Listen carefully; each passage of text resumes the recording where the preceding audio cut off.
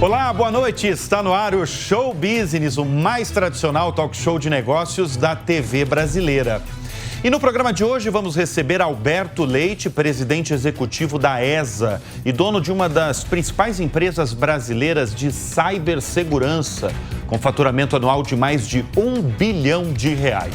Vamos conversar ainda com um dos mais importantes nomes do setor financeiro brasileiro, o economista Roberto Sallouti, CEO do banco BTG Pactual. Eu sou Bruno Meyer e seja muito bem-vindo ao Show Business de hoje.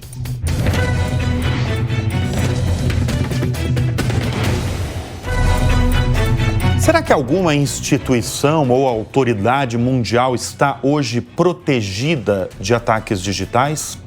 Este bloco vai tratar de um tema mais do que relevante em empresas e nas nossas vidas: a segurança digital.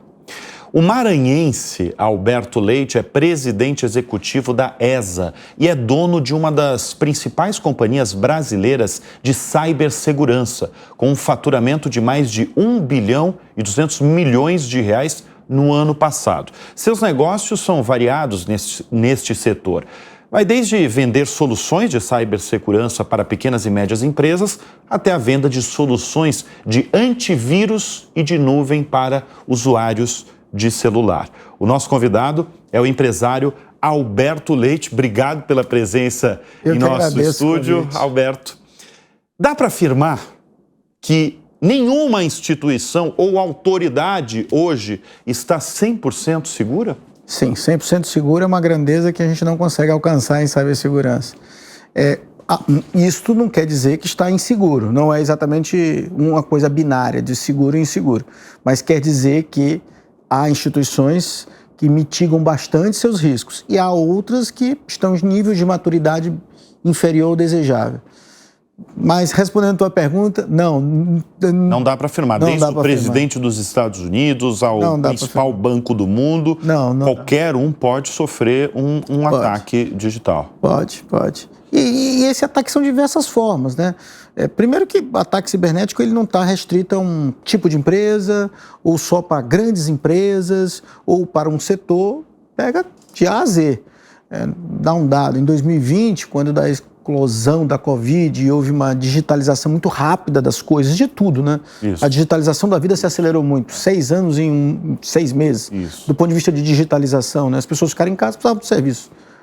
O Brasil teve 102 milhões de ataques cibernéticos registrados. E grande parte dos ataques cibernéticos não são registrados. Mas nós tivemos uma quantidade em 2020... Falando nisso, quais os ataques mais comuns no Brasil? Nas empresas são ransomwares, ou seja, são sequestro de dados. Então, o objetivo principal visa destruir, interromper o que a empresa faz. Então, eu sequestro teu dado, você não pode emitir nota, você não pode faturar, você não pode entregar. Mas aí é fazer uma chantagem? Aí o objetivo é chantagear para a devolução. Ou seja, eu ataco uma empresa de varejo, pego os dados que são nossos dados que estão lá, e ela pode fazer uma chantagem dizendo, eu devolvo mais por X reais. Por X reais, X dólares, X bitcoins, X qualquer coisa. Isso, assim, várias empresas, porque eu estou falando aqui é público, tá? Banco Pan, Fleury, Lojas Renner, Americanas, no setor público, Tribunal de Justiça de São Paulo, Detran de São Paulo, Governo Tocantins, TRF1, TRF2, até o próprio Supremo houve tentativas. O Ministério da Saúde, em plena pandemia, final de 2020, quando a emissão das primeiras carteirinhas de vacinação foi atacada e saiu do ar durante 30 dias. Então isso não escolhe meio cor. Embora os objetivos sejam distintos. Nos negócios, normalmente é para interrupção e chantagem, posterior chantagem. No caso político, é ataque geopolítico, desestabilização de economias. E no caso de pessoas, muitas vezes de cunho reputacional. De reputação. Ou seja, eu pego um dado seu, do celular, para atingir você moralmente, eticamente. E quando você fala isso, eu penso muito em política, né? Porque a gente vai ter, por exemplo, esse ano, eleições americanas, você vai ter as eleições municipais, né? No Brasil. País todo. Isso acontece mais na política ou é generalizado? No Brasil tem um ambiente muito polemizado sobre a segurança da urna, né? Você leva a cibersegurança para uma segurança da única, que é um tema que divide o Brasil daqueles que acham que tem problema na urna, daqueles que não acham. Nesse tema, qual que é a tua avaliação? As urnas brasileiras são seguras, elas não são um ambiente inseguro, até pela própria construção dela. Ela não é uma coisa conectável. As coisas que não são conectáveis, por definição, são mais difíceis de hackeamento. Então ela só se conecta no momento que zera, ali no final do dia, do horário da urna, ela zera, conecta numa rede autorizada, que normalmente são os TREs locais, TRE local consolida, manda para o TSE contabiliza e gera o boletim de apuração. É um período muito pouco que ela fica conectada. No sistema do próprio TSE também, várias provas de hacker já foram feitas, tentativa de invasões simuladas, né? Chamam pessoas especializadas e tentam simular. E ela mostra grande vigor. Agora, há quem diga que esse processo pode ser melhorado, as urnas podiam ter alguma coisa impressa. Normalmente, eu não gosto muito dessa abordagem, porque isso requer realmente especialistas muito próximos de urna eletrônica, não é bem minha praia. Tudo que conheço são sistemas muito fortes, muito seguros. Como é que você se protege? Você que é um dos grandes especialistas no tema. Olha, assim, eu sempre digo assim que cibersegurança, ele é meio que o antagônico do conforto da internet. Então, toda a internet ela é voltada para ser fácil. É o que a linguagem diz amigável, né? Você tem uma plataforma amigável, ou seja, você entra lá, bota seu rosto, já tudo acontece. Aparece teu nome, tua foto, teu endereço, basta você dizer ok, pagou, tudo certo e enfim, acabou. Cibersegurança não combina com isso. Então, normalmente, você está muito seguro, significa que você não vai ter uma navegação tão fluida. Por exemplo, eu dou um exemplo muito prático do WhatsApp. O ideal é você não deixar o WhatsApp acessar seus contatos telefônicos, porque às vezes nos contatos você salva alguma senha, às vezes nos contatos você guarda alguma informação confidencial sua e você esquece quando dá. Mas se você não ter o nome das pessoas no WhatsApp, vira uma loucura. Vira uma loucura porque você fica procurando pelo número, né, do telefone. Porque isso acontece com muita recorrência. Você está usando o WhatsApp, que é o aplicativo aí mais popular do país, do Brasil. Mas você vai em outros aplicativos e eventualmente entra uma mensagem dizendo: você permite o acesso na sua localização, você permite o acesso nas suas fotos e vídeos. E aí, o que a gente faz? É melhor colocar não permitir para não ter uma chance aí de Tudo depende do que você está protegendo, né? Se você é alguém mas a partir de acesso às suas fotos e vídeos dentro do celular, sei lá, tem 5.000 fotos e vídeos. Quem pegar aquilo ali, ele sabe mapear o que eu gosto, o que eu frequento, o que eu faço, mapeia a sua vida, né? Mapeia a sua vida, até porque as fotos não tem só essa informação que está na foto. Tem os metadados, que diz a localização, o dia, profundidade, frequência que você foi nesse lugar. Os metadados falam mais sobre a foto do que a própria imagem. Não obstante, essas inteligências artificiais hoje estão comparando muito. Então, rapidamente, sabe você com 16 anos, sabe você com 20 anos, porque acessou a foto e viu o comparativo e prevê você um pouco para frente. Então, mesmo ter uma foto recente, ela meio que prevê isso. Então, não é um ambiente simples, porque a navegação, imagina, você usa o Google Fotos, por exemplo, que é um grande aplicativo para fazer aquelas recordações. Isso. Todo mundo remonta o tempo. Pega um monte de foto e o próprio Google Mas ele precisa de acesso, ele próprio faz. E faz com uma destreza incrível, né? Você se vê naquele momento, você se teletransporta para aquele instante do tempo. Mas ele precisa desse acesso. Nós confiamos nele, que a gente chama de infraestrutura crítica. Cloud é uma infraestrutura crítica. Por exemplo, o arranjo que o mundo inteiro tem para defesas são territoriais. Então você, quando montou lá a sua estrutura de defesa, Exército, Marinha, Aeronáutica, a primeira coisa que se pensou há 60 anos atrás, 100 anos atrás, quando se teve esse arranjo de defesa, foi proteger infraestruturas críticas. Energia, aeroporto, porto, estações de trem, telecomunicações, água. Hoje, uma nova infraestrutura crítica se aparece e precisa se pensar sobre ela, que é os teus dados. Nada mais é do que a tua vida na prática. Os teus dados representam exatamente o teu conjunto de comportamento e conjuntos de dados seus estão ali estruturados em forma de dados, né? Então, isso é preciso o mundo precisa pensar sobre isso. O mundo precisa pensar. E o Brasil? Como é que está nesse cenário de proteção de dados? Olha, ele está bem, está mal, está super atrasado? Nós estamos atrás. E eu posso te dar alguns indicadores para isso. As empresas no Brasil estão, grande parte delas, 60% delas estão no nível de maturidade, as empresas abertas, né, que reportam, nível de maturidade inicial em cibersegurança. Aí existe mais ou menos... Então, se essas estão inicial, imagina quem não está listado. Imagina quem não está listado. Isso é o que é os dados que a gente consegue medir. Uns outros 30% estão no segundo estágio, que é um estágio já mais avançado. O ideal é que o Brasil tivesse mais empresas no terceiro e no quarto estágio, que é o estratégico e o dinâmico, né? Chamados de níveis estratégicos e dinâmicos. Um outro ponto onde você pode ver é sobre a legislação. Nós tivemos 2 avanços recentes. O último na Lei Nacional de Proteção de Dados. Em primeiro lugar, existe uma regulamentação de cibersegurança no Brasil? Não existe especificamente. Não existe. Tá. Existem algumas boas iniciativas, por exemplo, essa mais recente da Lei de Proteção de Dados, que foi um avanço. Sem dúvida nenhuma foi um avanço. Principalmente de onde a gente estava para onde a gente ficou, foi um avanço. Acho que aí hoje o problema da Lei Geral de Proteção de Dados é muito mais a aplicabilidade. O Brasil tem a velha história de lei que pega e lei que não pega, né? Então, estamos mais na aplicabilidade, na punição, na fiscalização, do que efetivamente na qualidade da lei. Mas ela é uma condição suficiente? Não, ela não é uma condição suficiente. Ela é insuficiente para o problema que está acontecendo. Veja você, por exemplo, a Casa Branca, esse ano, em 2023, refez sua Política Nacional de Cibersegurança. Uma das coisas que ela falou, baniu empresas chinesas, porque disse que isso representava uma espionagem para o país. A segunda coisa, ela foi lá e disse, a SEC, que seria o CVM brasileiro, disse, olha, qualquer empresa listada tem que reportar problemas cibernéticos, o impacto, quem teve conivência ou não teve conivência, a empresa foi totalmente diligente ou não foi diligente, impacto financeiro, social, exposição de dados. Quer dizer, ela tem que fazer isso. Tem que reportar. Que é uma garantia para os investidores e para quem compra ação, né? É uma garantia para todo mundo. No Brasil, por exemplo, esquece. Isso não tem. Deveríamos, porque é um bom exemplo a ser seguido.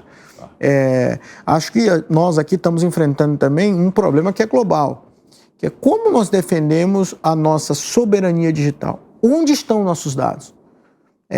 Onde de fato está o teu dado, onde de fato está o meu dado, e essa infraestrutura crítica está hospedada aonde? Em que país? Você tem essa resposta, Alberto? Eu diria que 80% do dado brasileiro não está aqui, fisicamente falando, não está em data center brasileiro. Está em data centers em vários lugares do mundo. Significa necessariamente que isso é um problema? Não é necessariamente um problema, mas é potencialmente um problema. Você está fora da legislação. Nós temos aqui hoje, por exemplo, o caso da Eldorado, que é uma disputa muito grande entre um dos maiores grupos conglomerados brasileiros e um grupo enorme asiático, sobre uma empresa de celulose enorme que é a Eldorado. Basicamente, você tem, neste caso especificamente, um hackeamento. E o que aconteceu com esse hackeamento? Esse hackeamento veio de uns servidores europeus que invadiram os servidores da Eldorado. E quem é que contratou os servidores europeus? Chineses. Você perdeu o rastro completamente. E você tem uma disputa judicial bilionária que não tem solução. Simplesmente você tem um escudo de sites falsos que servem de um escudo para ficar longe da lei. A pergunta da polícia é, não existe crime perfeito, a gente desvenda. Se não tem investigação perfeita, está aí o crime perfeito. Você não consegue investigar quem está fora da sua legislação. Agora, vamos falar de ataque cibernético no mundo. O que seria um conflito cibernético mundial? É possível isso? É possível. O que seria isso? São ataques muito voltados a infraestruturas críticas. Então, eu tiro do ar uma usina elétrica, eu tiro do ar um controle de trem, eu tiro do ar a empresa de telecomunicações, eu tiro do ar as empresas de energia. Isso já aconteceu várias vezes. Imagino. Hoje tem exércitos na China, Estados Unidos, Israel, tem exércitos russos, exércitos digitais. Qual foi digitais. Assim, o caso assim, que mais abalou o mais recente pode estar a guerra da Ucrânia. Na guerra da Ucrânia, provavelmente os 6 primeiros meses foi uma guerra cibernética. A primeira coisa que os russos fizeram foi derrubar as telecomunicações deles. E o famoso Elon Musk mandou os satélites da Starlink para cobrir, porque foi comprometida a infraestrutura, com mísseis, em alguns casos, e outros com cibersegurança. Agora, deixa eu te perguntar, e se acontecer algo similar no nosso país? Como é que o Brasil está preparado com isso? Bom, o Sistema Nacional de Energia ele tem muita redundância nosso brasileiro. Embora já mostrou alguma fraqueza, saiu um pouquinho do ar aqui e acolá, mas nada tão grave. Tem muita redundância no sistema. Então não é uma coisa para se preocupar. Mas isso é um estado, não é eterno essa condição. O que eu quero te dizer é o seguinte, isso tem que estar vigilante o tempo inteiro. É quase que fosse cabelo, tem que estar cortando o tempo inteiro. Não é uma coisa que eu estou seguro porque eu tenho determinada redundância. Redundância é basicamente se sai esse, tem um outro para entrar. Então hackeou aqui, tem outro aqui. Hackeou aqui, tem outro aqui. Então evita que desastres maiores. As empresas de telefonia são bastante seguras, embora já houveram ataques de exposição de dados. Atacou, não se pagou, se expôs os dados. Mas isso não é um ambiente comum. E não prejudica a infraestrutura, prejudicou dados, expôs dados de usuário. Não a infraestrutura parou necessariamente de funcionar. O setor bancário brasileiro é muito bom, muito avançado. É modelo no mundo de cibersegurança o setor bancário brasileiro. Cibersegurança? É. Mas assim, a gente vê, eu cobrindo a área de negócios aqui pela Jovem Pan, dando notícia diária aí sobre negócios, a gente vê com muita frequência ataques de bancos que o aplicativo não está funcionando, de clientes de um banco que, olha lá, o extrato está zerado o extrato. Imagina você ter uma aplicação multimilionária e de repente ver o extrato. O Brasil resiste a 17 mil ataques cibernéticos por dia. 17 mil. Entre tentativas frustradas, que foram impedidas e executadas. E tem várias fontes, nem sempre é a infraestrutura do banco, às vezes é mau uso.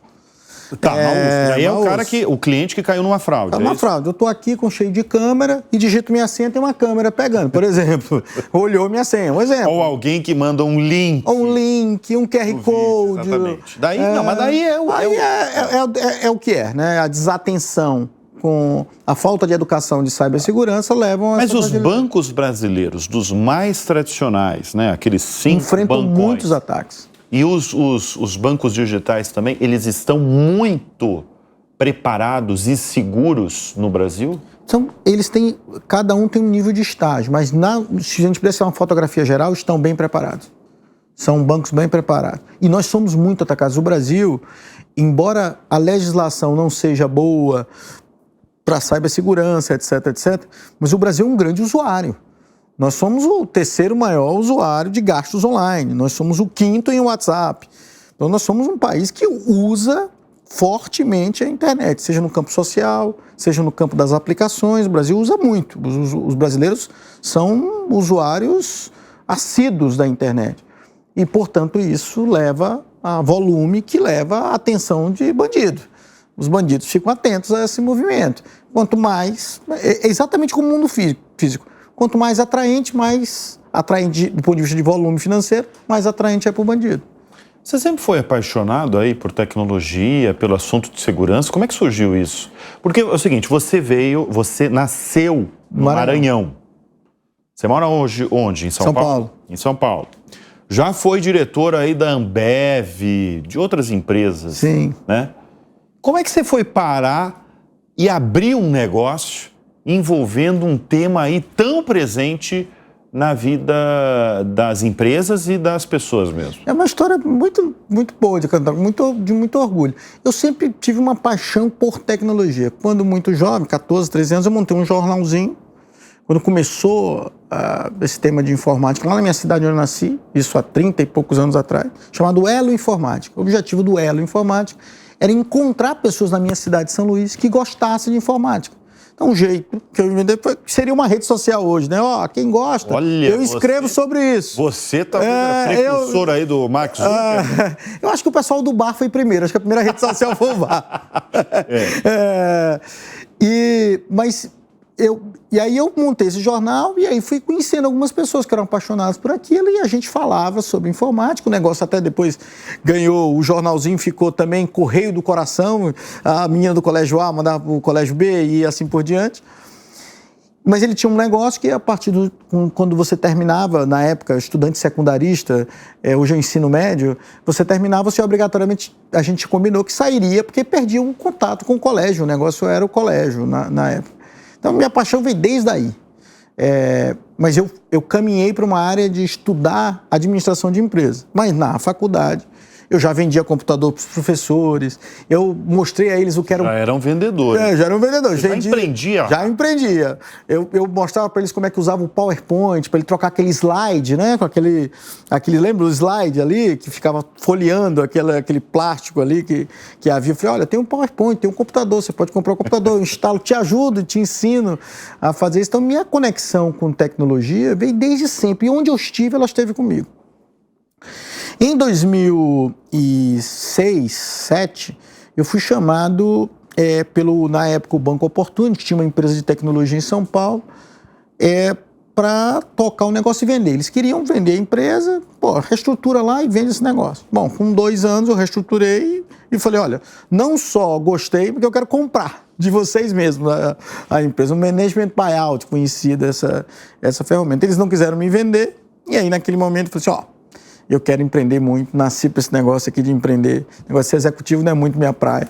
Eu gosto mesmo de tomar risco, eu gosto mesmo de fazer acontecer a coisa na prática. E aí montei a empresa que é a precursora de todos os negócios nossos, que chama FS, a gente até é do grupo FS. Esse nome é até curioso, porque esse nome surgiu quando a gente montou o negócio. A gente mostrou o seguinte, onde é que tem a oportunidade de cibersegurança? Tem uma oportunidade enorme no celular, onde a gente conhece muito. Eu trabalhei em operadora de telefonia há muitos anos. Porque toda a indústria mundial de cibersegurança se concentra no PC e servidor. E eu acreditava piamente que o celular dominaria o PC. Seria uma cena muito mais forte quando chegasse a internet. Portanto, é um local onde eu deveria estar primeiro que os outros. E ninguém olhava aquilo. E você acertou. Eu acertei. É o lugar que está melhor. Bom, mas esse plano nem sempre é só o lado bom da história, né? Obviamente, eu esbarrei na dificuldade de contratar desenvolvedor para criar aplicativo, isso lá em 2008, 2009, não tinha disponibilidade. As próprias plataformas iOS, a plataforma Android eram muito novas, todo o tempo atualizava, não estabilizava. Era um outro cenário, outra dinâmica. Bom, e aí a gente resolveu num período que o mercado precisa também dar uma amadurecida, vamos ver se a gente consegue alguém que já fez parte desse caminho. E encontramos uma empresa finlandesa chamada F-Secure. F-Secure. Aí a gente virou representante da F-Secure no Brasil. E aí a gente, para facilitar a vida, vira FS. F-Secure, que é FS. No Brasil chama FS. E aí virou o grupo FS, que é originador do nosso negócio todo. E aí e são vários negócios que vocês têm, né? Temos mais ou menos 8 negócios embaixo do grupo. 8 negócios. 8 negócios. 2/3 deles dedicados à cibersegurança. Tá. Que aí mais ou menos é segmentação. Grande empresa, média empresa, pequena empresa e consumidor. Quem que é a sua grande referência aí no mundo dos negócios? O Elon Musk. Elon Musk. Sem medo de errar. Mas isso é uma coisa, na verdade, que eu já imaginava. Sem medo de errar. Porque talvez o nosso espectador não saiba, mas evidentemente eu tenho que informar o nosso espectador. O Alberto Leite, ele ajudou, vamos chamar assim, ele ajudou a organizar a visita de Musk, quando Elon Musk veio ao Brasil em 2022. Foi muito propagado isso. Eu queria que você contasse os bastidores, como é que foi ajudar aí na organização? A primeira coisa é que havia um desafio enorme da vigilância da Amazônia. Se dizia que o Brasil não era diligente o suficiente para tomar conta da Amazônia. E, obviamente, que eu sou de tecnologia e achava que precisava de ferramentas adequadas para ter a vigilância adequada. Parte disso vem do processo de comunicação, mapear, transportar o dado e chegar a quem precisa analisar. Então, se olhar desmatamento, se olhar incêndio, se olhar invasão, enfim, você precisava dessa informação. Construir essa infraestrutura por satélite demorava. O Elon Musk tem uma iniciativa que tem uma empresa de satélites. E ele é um cara que tem muita coragem, gosta de desafio. A Amazônia é um bem conhecido no mundo inteiro.